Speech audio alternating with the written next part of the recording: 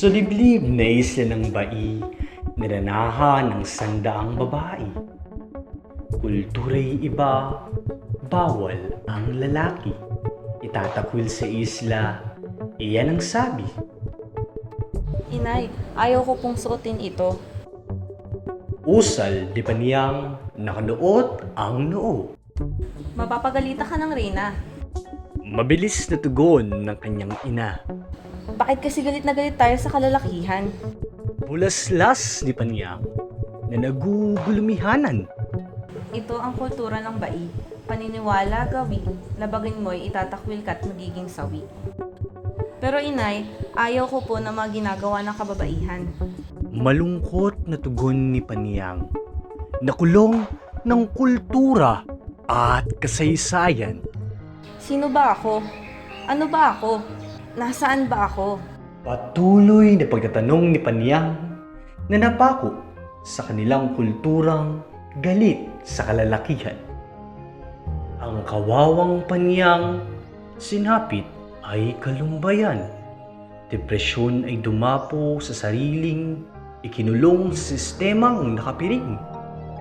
Mga matay nakatuon sa isang paniniwala. Babae di dapat nakasuot ng salwal. Dapat bestida't palda. Wala nang iba.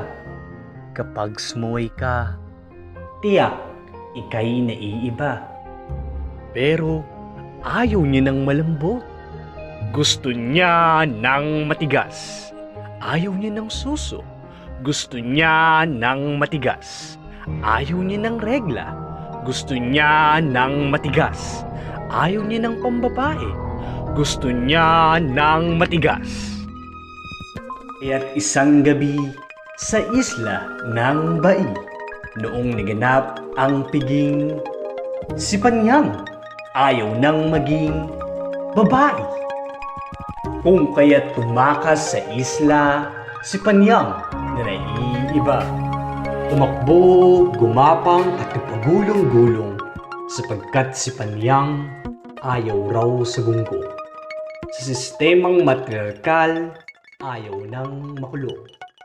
Nagbihis lalaki ang isang Amazona.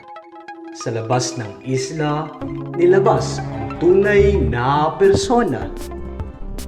Malaya na si Paniyang, malaya sa panghusga ng kapwa Amazonang mapangkutya. Pinutol ang lipstick, sumilay ang ngiti.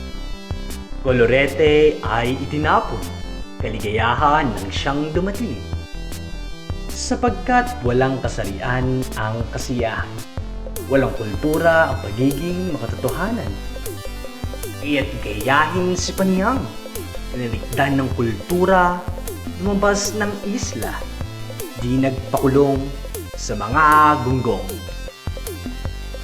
Sapagkat nais niyang maging isang malaya. Malaya na si Paniyang. Matigas na si Paniyang.